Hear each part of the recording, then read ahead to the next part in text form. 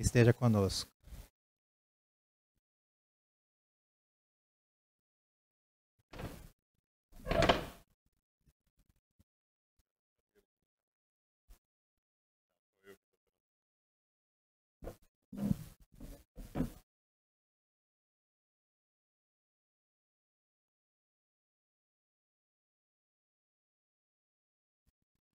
Boa noite a todos.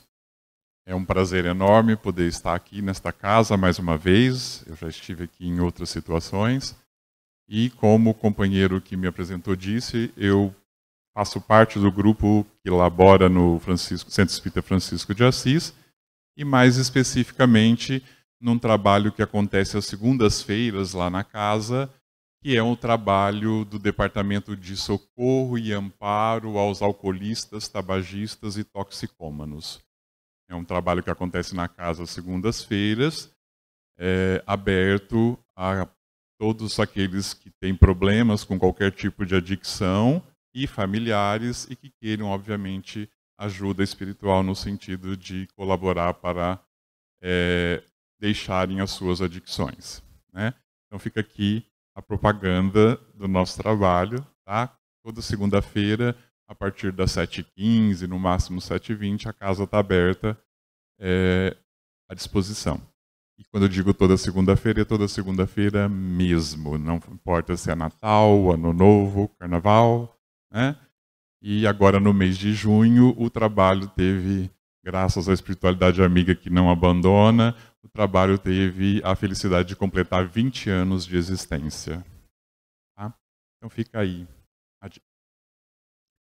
E aí, obviamente, considerando que a equipe espiritual que também zela por esta casa, né, preparou esse ambiente para a noite de hoje, desde as primeiras horas do dia, a nós, que aqui chegamos, uns mais cedo, outros mais próximo do horário de início dos trabalhos, nos resta agradecer ao Pai, né, e obviamente entrarmos em sintonia para que a gente possa se beneficiar com todo esse padrão vibratório que está colocado aqui dentro do ambiente desta casa à nossa disposição.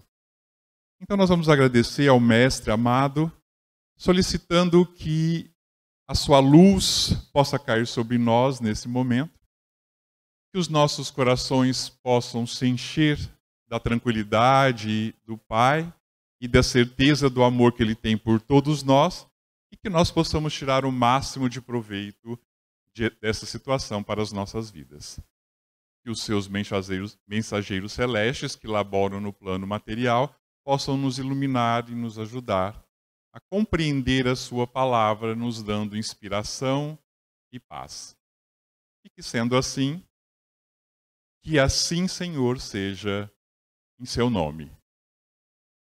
Eu começo com essa frase de Morris Shorts que diz que se falharmos no amor, teremos falhado em todo o resto. Isso porque, acima de qualquer coisa, a lei do amor é a mais importante de todas as leis morais. Mas isso apenas para que a gente possa sintonizar um pouquinho melhor o nosso padrão vibratório. Na verdade, nós vamos hoje tratar de um assunto muito atual, né? Vamos falar de crise. E crise é uma palavra de origem grega, né? Originada do vocábulo grego crisis, e que na língua portuguesa tem o significado ou o sentido figurado dessa maneira. Crise corresponde a momentos da vida de uma pessoa ou de um grupo em que a ruptura na sua homeostase psíquica e perda ou mudança dos elementos estabilizadores atuais. Então essa seria a definição figurada que nós encontraríamos em qualquer dicionário para a palavra crise. E aí vamos olhar com um pouco mais de calma essa definição. E aí nós vamos então ver que crise leva ou causa, promove uma ruptura na homeostase psíquica. O que significa isso em palavras mais simples?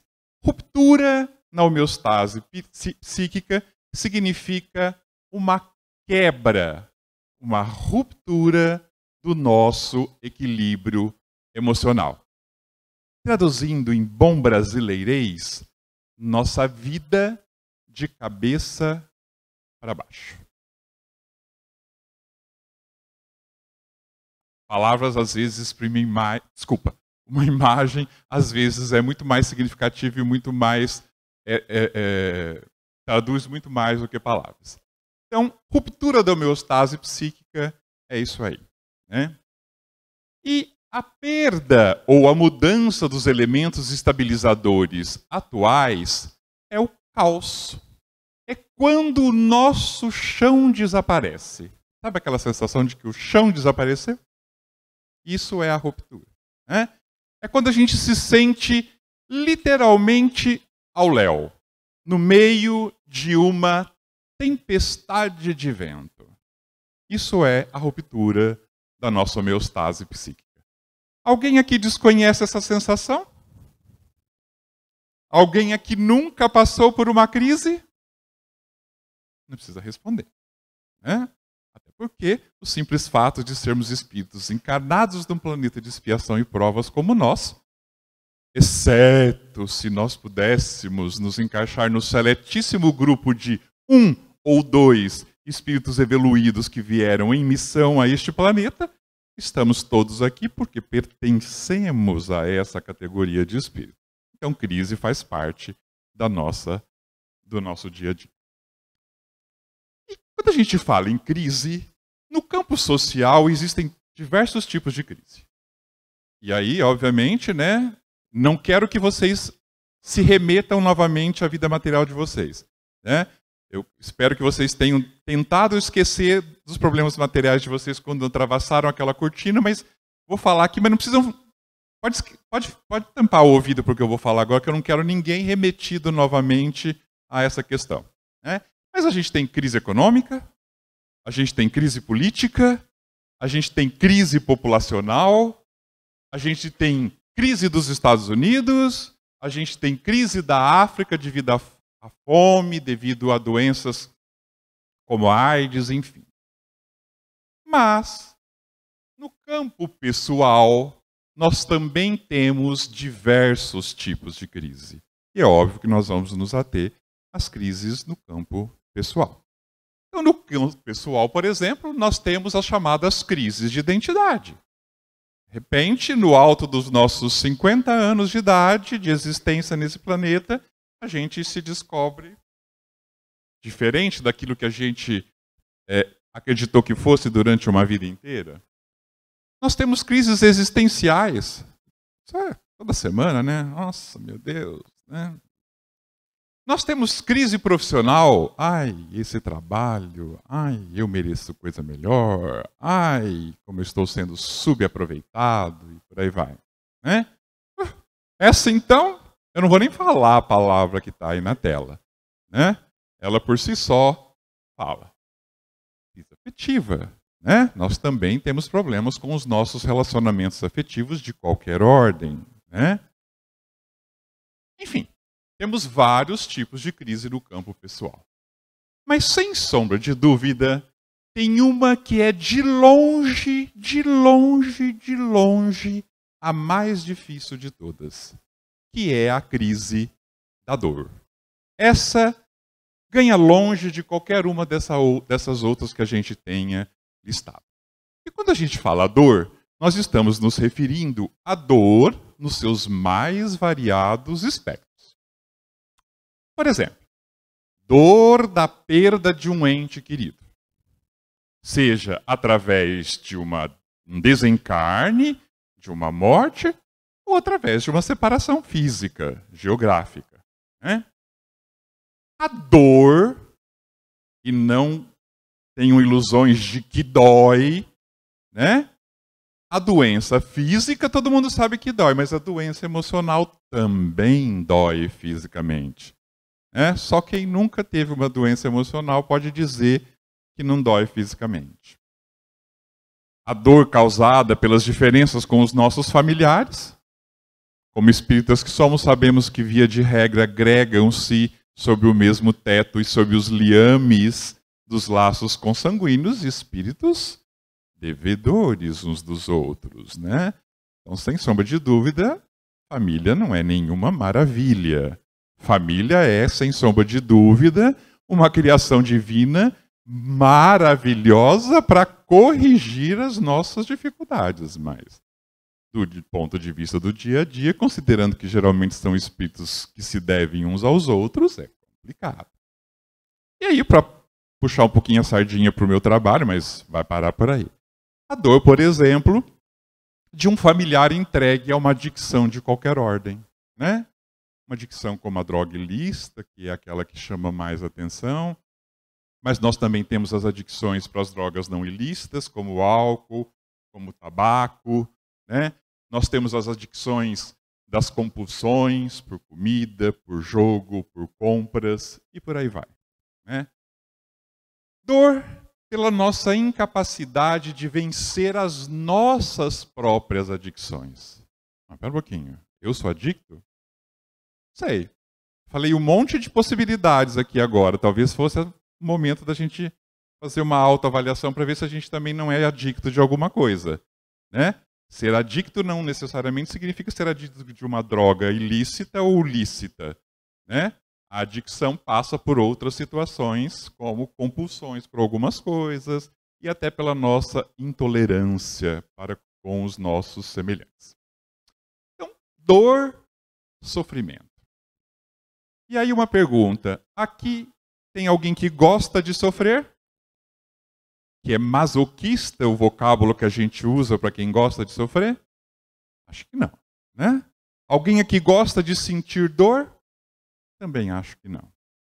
Então vamos lá. Vamos tentar entender como é que a gente pode driblar essa situação, tá? Porque essa, sem sombra de dúvida, é uma situação que pode nos afetar em maior ou menor grau, com maior ou menor frequência, mas quando nos acomete, geralmente, por mais forte que sejamos, nos deixa assim, né? Muitas vezes de joelhos e sem nenhuma perspectiva de encararmos as coisas que fazem parte da nossa vida. E aí eu pergunto para vocês, o que é que vocês estão vendo aí? Literalmente, não é para fazer conjecturas a respeito do que eu vou dizer a respeito. O que é que vocês estão vendo aí? Um carro atolado. Né? Não precisando falar nem da marca. Um carro atolado. Ah, tá. E o que isso tem a ver com o que você está falando? Né? Onde é que entra o carro atolado no fato de que ninguém gosta de sofrer ou de ter dor? A gente já chega lá. É só me darem alguns minutinhos de crédito, só alguns minutinhos, não, de crédito, e eu já mostro a correlação. E aí, embora estejamos numa casa espírita, obviamente a gente pode, eventualmente, estar recebendo a visita de outras pessoas que não necessariamente professam, né, a crença na doutrina espírita. E aí, isso tudo para dizer que, sejamos espíritas, católicos, evangélicos, ou professando qualquer outra religião, todos nós, ou todas as religiões, concordam que o destino do homem é sempre melhorar, é sempre progredir, é sempre evoluir, até chegarmos à perfeição. Uma vez que fomos criados por Deus, a sua imagem e semelhança, não é essa a frase? De onde se pode deduzir que se não alcançarmos a perfeição do nosso Pai, nós podemos sim e devemos nos aproximar da perfeição de que Deus é dotado. Por isso, o progresso, a evolução, é uma lei. A lei do progresso, que na doutrina espírita está contida entre as 10 leis morais aludidas por Kardec lá na parte 3ª do Livro dos Espíritos. Então, lá na parte terceira do Livro dos Espíritos, Kardec elenca, obviamente, escrevendo o que os espíritos ditavam, as leis morais, que são 10. E lá, entre as 10, está a lei do progresso. E por essa lei, que é a lei do progresso, o espírito, através de sucessivas encarnações, se aperfeiçoa gradativamente em todas as dimensões. Na dimensão intelectual, mas também na dimensão moral. E deixa a sua condição inicial de simplicidade e de ignorância para se elevar a uma condição de pureza espiritual. E isso a gente vê nesse quadro da evolução espiritual. Tá? Então a gente sai, através de sucessivas reencarnações, de um estado de materialidade completa e vamos progredindo, e à medida que nós vamos progredindo, essa materialidade vai sendo mitigada, vai minimizando e vai aumentando o nosso grau de espiritualidade. E a gente vai deixando de estar sob a influência da lei de causa e efeito, vamos deixando para trás a ignorância, a irresponsabilidade, o nosso instinto, para sermos regidos pela lei do amor. Lembra que eu comecei a nossa fala, a nossa conversa com aquela frase sobre o amor, para vivermos sob a influência do conhecimento, da responsabilidade, da sabedoria e da razão. E é imperioso lembrar que as evoluções, tanto a intelectual quanto a moral, são necessárias e devem se dar ao mesmo tempo. O espírito só evolui de verdade a ponto de um dia alcançar a perfeição se ele aliar a perfeição moral com a evolução da inteligência. A evolução da inteligência sozinha não resolve. Assim como a evolução moral por si só, claro que se a gente pudesse escolher entre uma coisa e outra, a evolução moral, né, que é a mais difícil de ser feita. Mas a evolução moral também, sem a evolução da inteligência, não se sustenta.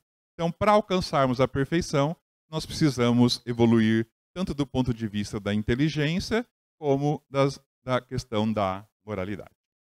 Muito bem. Já se passaram alguns minutos e você ainda não fez a correlação com o carro atolado. Né? Opa.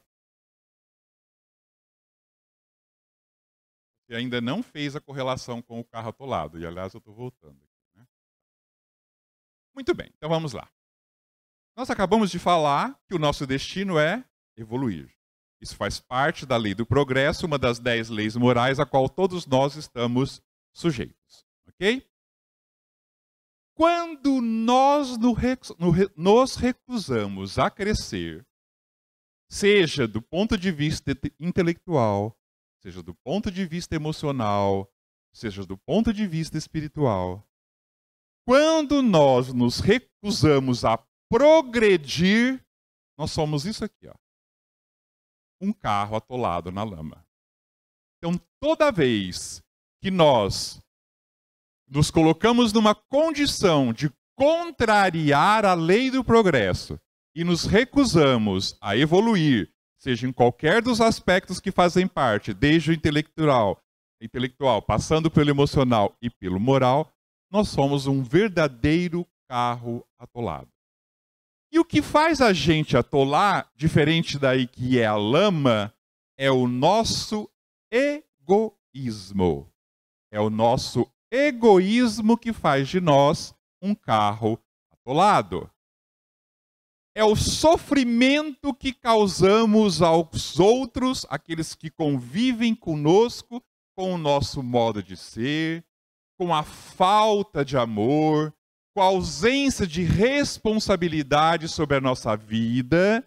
Muitos de nós se comportam com total ausência de responsabilidade com relação à nossa própria vida, até com relação ao cuidado com o instrumento mais importante que nos foi dado pela divindade, que é esse corpo material, sem o qual nós não teríamos condição de estarmos aqui encarnados, pela nossa falta de empenho e de perseverança com os nossos objetivos, pela nossa descrença em Deus, né? Por mais que a gente sempre na hora do aperto, ai meu Deus, tem aqueles momentos que a gente fala assim, cadê esse Deus? Né? Então, pela nossa descrença em Deus, pela negação na nossa própria capacidade de vencer as adversidades, pela falta da nossa autoconfiança, pela mágoa, pelo medo, pela revolta. Tudo isso nos afunda cada vez mais no lamaçal e nos prende numa série infindável de problemas, impedindo que a gente deixe o lamaçal. Então, nós ficamos atolados porque nós nos opomos à lei da evolução, porque nós nos opomos à lei do progresso, a qual todos os seres humanos encarnados neste planeta estão submetidos. Porque a lei do progresso é inevitável. Não há como se furtar da lei do progresso. Afinal de contas, a finalidade da nossa existência enquanto espíritos criados por Deus é a perfeição, da qual todos nós somos passíveis, como a gente já viu com a frase, com a verdade de que fomos criados à imagem e semelhança do Pai. E segundo o ensinamento de Jesus, o homem, nós viemos à Terra para multiplicar os talentos que nos foram concedidos, né? De maneira que, agindo assim, possamos trabalhar pelo nosso aperfeiçoamento individual, mas também pelo aperfeiçoamento coletivo.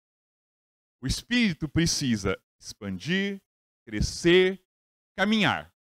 Assim como um carro foi concebido para rodar e não para ficar parado na garagem, né? Todo carro, o carro foi construído para rodar e não para ficar na garagem. O que acontece com um carro que fica muito tempo parado na garagem? Antigamente isso era mais comum, hoje em dia é difícil um carro que não sai da garagem pelo menos umas 20 vezes por dia. Mas imaginem, o que acontece com um carro que foi feito para rodar, para andar, que fica muito tempo parado numa garagem? Começa a apresentar problemas, né? Começa a apresentar defeitos, né? O carro que foi feito para andar, quando fica muito tempo parado, estacionado na garagem, começa a dar defeito. Alguma analogia? O espírito, quando se recusa a crescer, quando se recusa a evoluir, e é para a evolução que ele foi criado, ele também começa a dar problema. E esse dar problema é enfrentar uma série de obstáculos em sua vida. E quanto maior a resistência a se colocar para rodar, né? Quanto maior a resistência para evoluirmos e para melhorarmos, maiores os problemas que nós teremos, maiores os obstáculos que aparecerão na nossa vida, maior o nosso sofrimento. Opa! Então vamos lá, aqui tem uma coisa interessante. Quer dizer que quando a gente se recusa a seguir a lei do progresso, a consequência natural disso é o sofrimento. Remédio amargo para curar os nossos males. Ruindade do Pai? Não. O remédio é amargo, mas ele quer que a gente se restabeleça. Então, quanto maior for a nossa recusa, quanto maior for a nossa resistência ao processo evolutivo, maiores serão os nossos problemas, maior será o nosso sofrimento. E aí então nós voltamos àquela questão inicial, que a gente chegou à conclusão de que ninguém gosta de sofrer, que ninguém gosta de sentir dor. Que ninguém gosta de sofrer e nós não achamos que a dor seja absolutamente necessária em nossa vida. Ela se faz presente em nossa vida porque ela acaba se tornando um instrumento que o Pai tem para nos cutucar dioturnamente. Mas, apesar de não acreditarmos que a dor seja absolutamente necessária, nós não podemos deixar de reconhecer que o sofrimento, muitas vezes, é a única maneira que a sabedoria divina dispõe para nos dar o que nós chamamos de um choque de crescimento. Um choque de crescimento. Né?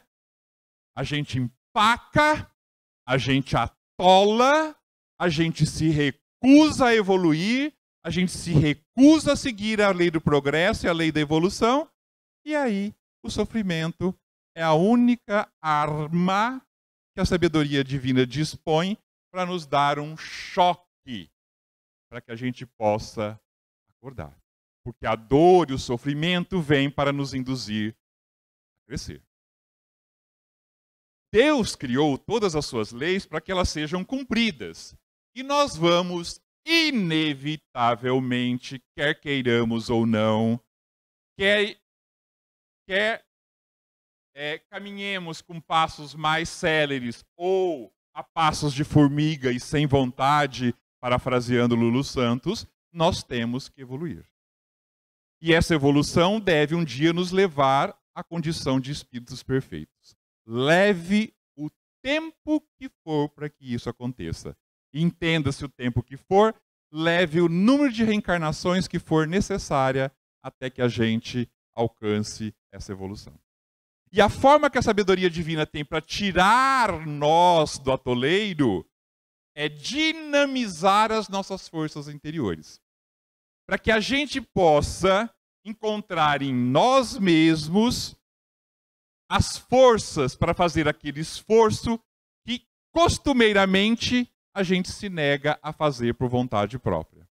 Né?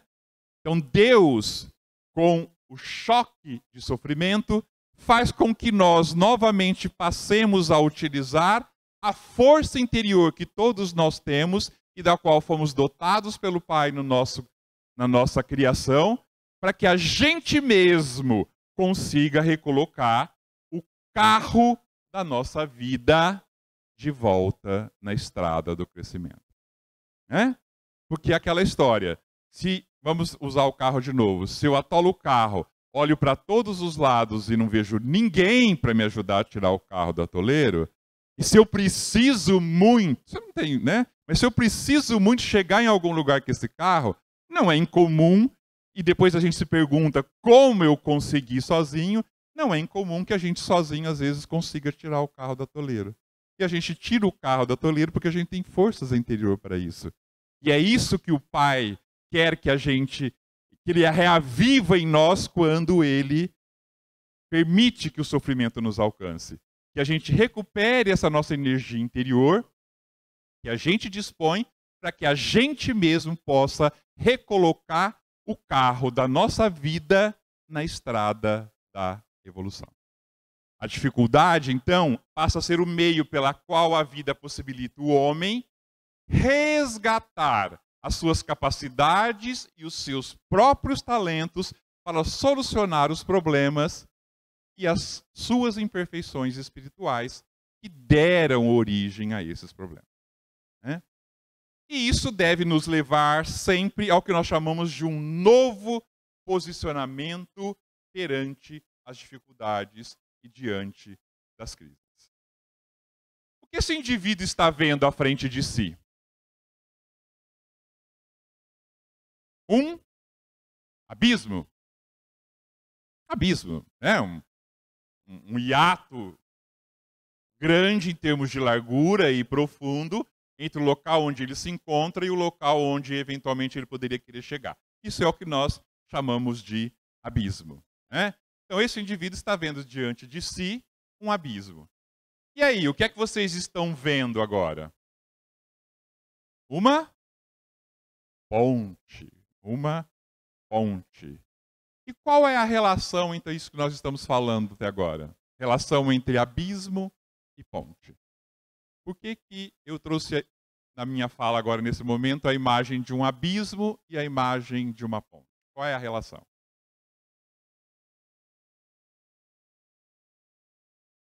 Por mais elaborada que seja a resposta de vocês, sem nenhum demérito, eu prefiro ainda ficar com a resposta do Chico, tá?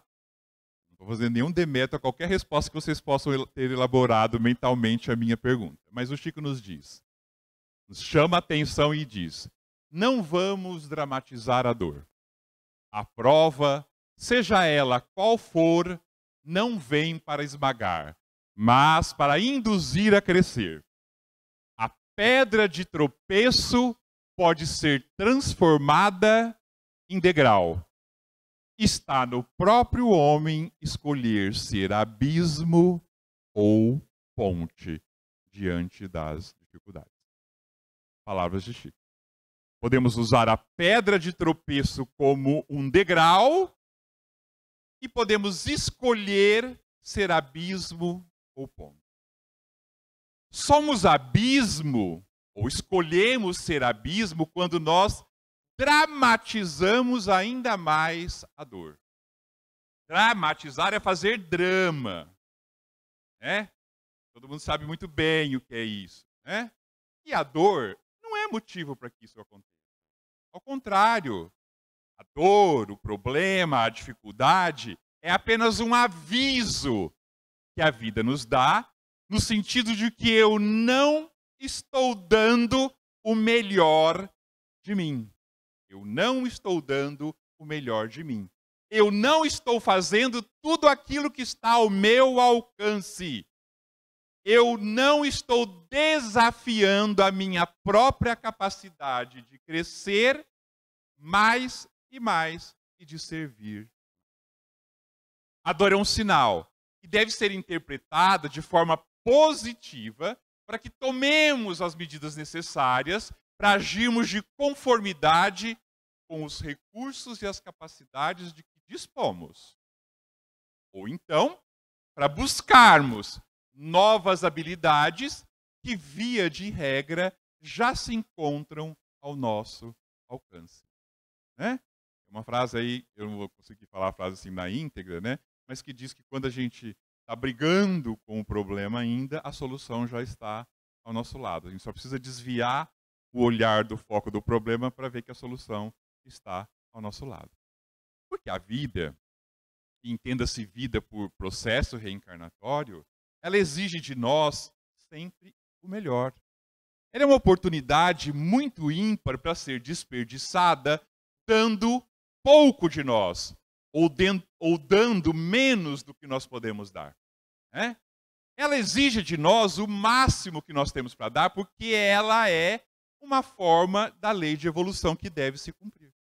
Quando nós não damos o nosso melhor, quando nós não nos empenhamos com todas as capacidades de que somos dotados, ou não buscamos outras habilidades que são colocadas à nossa disposição, surge então a dor, a prova e o sofrimento, para extrair o melhor de nós. E aí, quem fica dramatizando a própria dor está perdendo a oportunidade de resolver os seus problemas. E com isso, com certeza, aumentando em muito a carga do seu sofrimento. A dramatização, na verdade, é um excesso de importância que nós damos a um determinado problema. E tudo que nós damos muita importância tende a crescer, a aumentar de tamanho. Na medida em que nós fazemos o inverso e vamos tirando a importância do problema, ele aos poucos vai diminuindo até alcançar o tamanho exato que ele tem. A nossa mente é capaz de criar um monstro diante de uma miniatura, de uma pulga. Né? E à medida que a gente faz o caminho inverso, né, deixa de dar a importância que estamos dando para aquele problema, ele volta, deixa de ser um monstro para voltar ao seu tamanho natural, que é uma pulga, ao seu tamanho real. E aí, obviamente, é muito mais fácil dar cabo de uma pulga do que de um elefante. O cabo do elefante é só maneira de falar, ninguém vai daqui dar cabo de elefante nenhum. Tá? Porque, gente, se a gente recebe a notícia de que a gente está num prédio em chamas, por exemplo, eu estou lá no 22º andar de um prédio e eu acabo de ficar sabendo que ele está em chamas. Vai adiantar a gente ficar dramatizando a situação? vai. Qual é a única coisa que nós temos que fazer? Mobilizar os nossos recursos internos para sairmos dessa situação, né? A gente até pode dramatizar depois lá embaixo, se tiver alguma rede de TV, né, alguma coisa assim, mas aí dentro não tem nenhuma rede de TV para gravar nada, ninguém vai ser içado para ser protagonista de novela das 8 nenhuma, se ficar dramatizando dentro de uma situação dessa. Ou se mexe para cair fora, ou vai ser fatalmente atingido pelo fogo. E a vida é isso. E não raramente, claro que a gente não está todo dia sendo colocado nos extremos de estar no 22º andar de um edifício em chamas, mas a gente está quase que todo dia sendo colocado em situações de conflito, né? E aí, não raramente, a gente faz isso aí. Se revolta, chora, geme, né? Chama por socorro, entra em depressão e não faz absolutamente nada do que deveria ser feito. Que é o quê? Movimentar as nossas forças interiores para nos livrarmos do incêndio das nossas próprias aflições. Porque a prova, o sofrimento, não vem para nos esmagar. Ele vem como um trampolim para nos impulsionar para uma vida mais produtiva e feliz. Existem pessoas que relatam mudanças importantes de vida para melhor depois de terem passado por uma doença grave, por exemplo. Assim como também existem pessoas que, mesmo depois de terem passado por uma doença grave, não mudaram absolutamente nada do seu comportamento, né? Não conseguiram mobilizar as suas forças interiores, né? E aí, esse é um caso verídico, né, de uma paciente que passou por um câncer de mama e que, após ter vencido o câncer de mama, ela deu uma reportagem, isso foi lá no Rio Grande do Sul, para esse jornal Zero Hora, onde ela dizia: estou transformada, hoje sou mais paciente e tolerante. Antes era apegada demais nas coisas materiais e passava o dia correndo. Foi esse estresse que me fez ficar doente. Uma parte daquela Andréia de antes morreu. Foi retirada junto com a doença, né? Então, vermos um abismo ou nos colocarmos na posição de abismo é dramatizarmos a nossa dor. Enxergarmos uma ponte ou sermos uma ponte é interpretarmos a dor como um aviso de que nós não estamos dando o melhor de nós. E a vida exige o melhor de nós. Porque tratar bem alguém é escolher o amor. Oferecer um bom serviço ao cliente é escolher o amor. Cuidar bem de si mesmo é escolher o amor. Ajudar a quem sofre é escolher o amor. Não prejudicar o semelhante é escolher o amor. Acreditar em si mesmo quando todos duvidaram de si é escolher o amor. Permitir-se recomeçar todas as vezes que cair é escolher o amor. Perdoar é escolher o amor. Sentir a esperança no meio do caos é escolher o amor. Abandonar a sensação de ser vítima é escolher o amor. Deixar de fazer drama e optar pelo amor. E, parafraseando Albert Einstein, se um dia tiver que escolher entre o mundo e o amor, lembre-se, se escolher o mundo, ficará sem o amor. Mas se escolher o amor, com ele conquistará o mundo. Deixemos de ser pessoas revoltadas com a vida e passemos a enxergar as inúmeras bênçãos de que somos portadores. Abandonemos a ingratidão e reconheçamos quantas dádivas temos a agradecer. Não desperdicemos mais a vida com queixas, e sim transformemos nossas horas vazias de reclamação em horas cheias de atividades enriquecedoras para nós e para o próximo. Não nos demoremos mais perdidos entre o passado e o futuro, mas despertemos para a dádiva do momento presente. E não acreditemos que a doença ou a adicção nossa ou do familiar seja sinônimo de morte, mas reconheçamos que a doença ou a adicção veio apenas para nos chamar para a vida que havíamos esquecido de viver. E é isso que a gente faz corriqueiramente no nosso dia a dia, né? Por isso que eu disse que em momento algum eu queria remeter vocês à lembrança do dia a dia, dos nossos afazeres terrenos nesse ambiente, né? Aqui a gente vem para recarregar as nossas baterias. Mas no nosso dia a dia, a gente também pode recarregar as nossas baterias se nós deixarmos de dramatizar os nossos problemas. Lembrando que os problemas são sempre o resultado da nossa resistência em evoluirmos, da nossa incapacidade de sairmos do atoleiro. Lembrem-se, todos nós fomos dotados de habilidades e competências suficientes no momento da criação para que possamos sermos nós mesmos os artífices de tirarmos a nossa vida do atoleiro e recolocar a nossa vida no caminho da evolução. Que o Mestre Jesus possa nos secundar nessa perspectiva e que os seus mensageiros possam estar conosco hoje e sempre para que possamos recolocar o carro das nossas vidas no caminho do progresso. Muito obrigado.